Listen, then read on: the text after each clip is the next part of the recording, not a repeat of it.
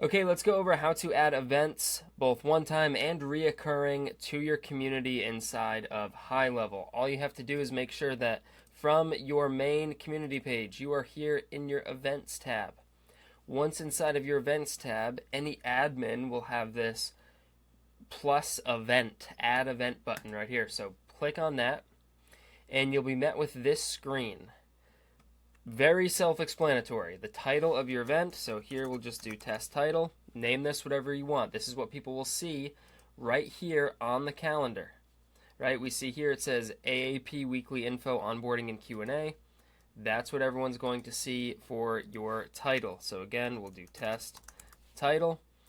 Color doesn't really matter. It's just going to determine what color it shows up as here on your calendar. I go with green just because it's the closest to our brand colors. Next, you have your event start time, time zone, and you need to decide if you're going to have a reoccurring event or if this is a one-time event. If it's reoccurring, I suggest first, before you put in the time and start date, first toggle the box, choose how often it's going to repeat, in this case once per week, choose the day, in our case it is Thursdays. For ends, if this is just an ongoing call, you're just going to do never. If this is something like you have a cohort that paid for, let's say, 4 weeks of coaching, you could set this recurring call to end 4 weeks from now or after 4 occurrences.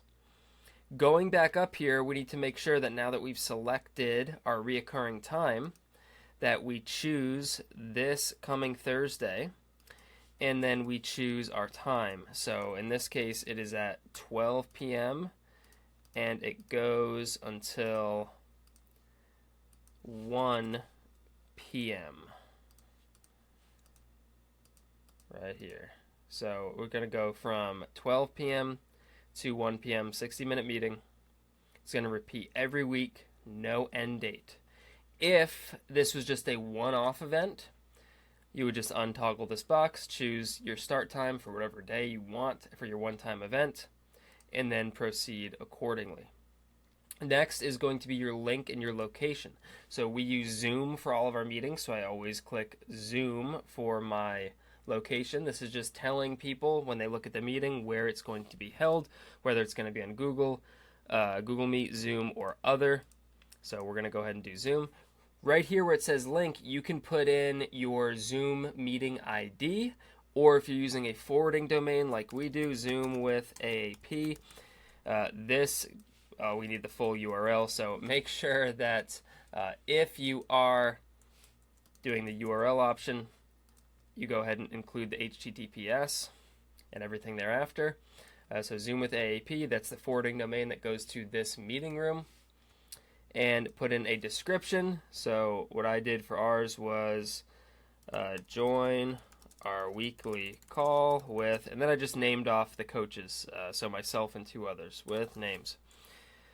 Image, you can put an image in, so we had our image right here that we created, and then you can go ahead and click next. There's a few other things though that you can do before you do that if you'd like. Payment details is one, because that allows you to actually charge for this meeting. This is great if you have a community and you want to offer paid meetings, or if you have something you're setting up that someone's going to charge, that you're going to charge someone for, like a consulting call, something like that. But right here, who can see this event? You can choose all members. That means anybody in the community at any level can see it. Members at a certain level, members of a course, members in a private channel.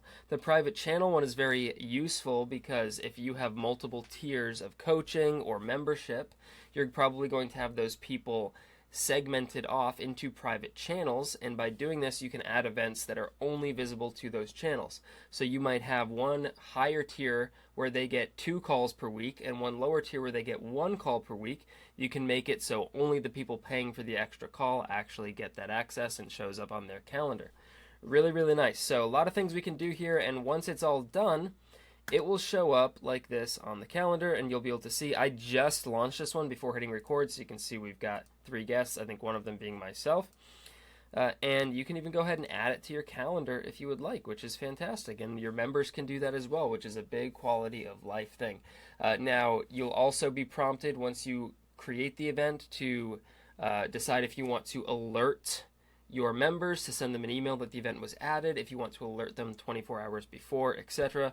I always recommend alerting people as often as possible because people are busy and they forget. But that's how you create events, both one-time and recurring, inside of the GHL community feature. If you have any questions, drop them down below. My email's down there as well if you want to reach out. And the link in the description will get you a bunch of free resources regarding courses, GHL, Facebook ads, etc. Thanks so much for watching. I'll see you next time. Peace.